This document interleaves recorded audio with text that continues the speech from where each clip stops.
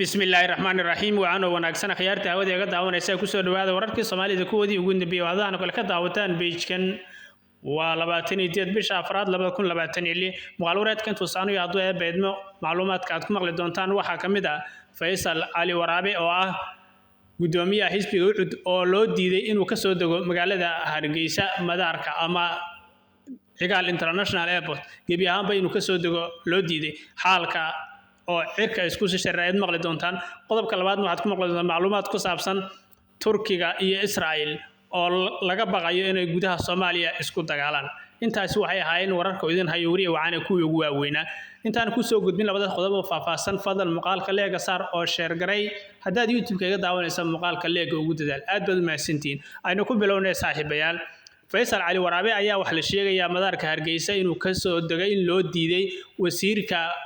madaxtooyada ayaana sidaas laga soo xigtay iyada oo halkaas loo sheegay inuu ka soo degi karin magaalada Hargeysa madaarkeeda taas oo noqotay mid cirka isku sii shareeraysa madaxweynaha Somaliland iyo isaguba waxay ka soo horjeedaan garxajis waxa laga yaabaa leeyahay in Faysal Ali Waraabe uu la heshiiyo dawladda dhexe ee Soomaaliya uuna ka soo dago magaalada Muqdisho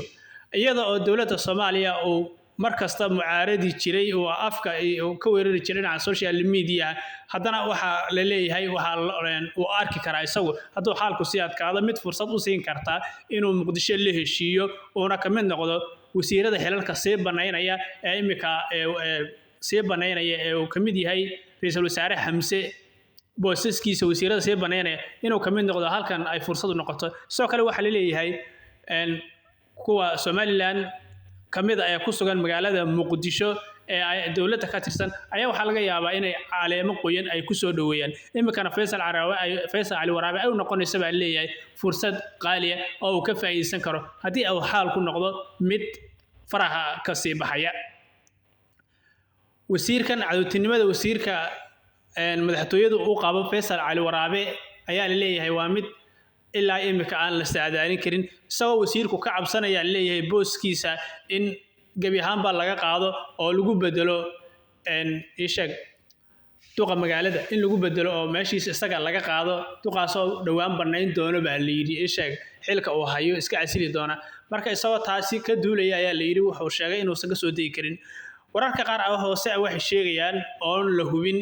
in madaxweynaha Somaliland ay dhabarjab weyn ay ku noqon karto xukuumaddiisa haduu Faysal Ali Waraabe uu ka dagaalay magaalada Hargeysa oo halkaasi iska dhiibo kala qaybsanaan iyo qoqobnaana in halkaasi ay ka jiri karto ayaa la leeyahay isagoo marka madaxweynaha Somaliland taas ka duulay iyo xaalka wuxuu u dhigayaa ayuu hoos u dhigayaa wuxuuna ka shaqayn doonaa baa leeyahay sidii Faysal Ali Waraabe xayraadda looga qaadi lahaa oo uga soo degi lahaa magaalada caasimadda ee Hargeysa madaarkana sidii loogu fasaxi lahaa haddii halkaasi macluumaadkaas uga tagna saaxiibayaal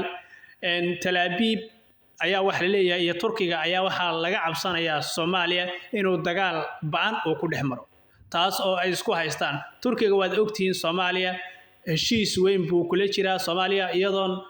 oo la soo booqan karin oo caalamku ay ka aaminsan yihiin meel bahala galeena waa kii soo booqday xilligii dawladda Shariif intaasi wixii ka dambeeyna horumar weyn waa kii gaaray waa tii la furay reer Turkiga oo ciidamada Soomaalida lagu tababaro ayaa furan saad ogtihiin sidoo kale wuxuu saamiyay shidaalka markabkii ayaa yimid oo shidaal ayaa la qodayaa iyo gaaska Soomaaliya ayuu doonayaa gabi ahaanba inuu Turkigu la wareego Soomaaliya halka Israel ay doonayso inay koonfurta u baaneen ay sheegtay oo gobolada waqooyi ay doonayso inay gabi ahaanba inay la wareegto iyadoo ay doonayso oo halkaas khayraadka Somaliland ay ka gurato baamadana iyadoo ay inay maamusho ay rabto ganacsiga caalamka halkaas ay ku carqaladayso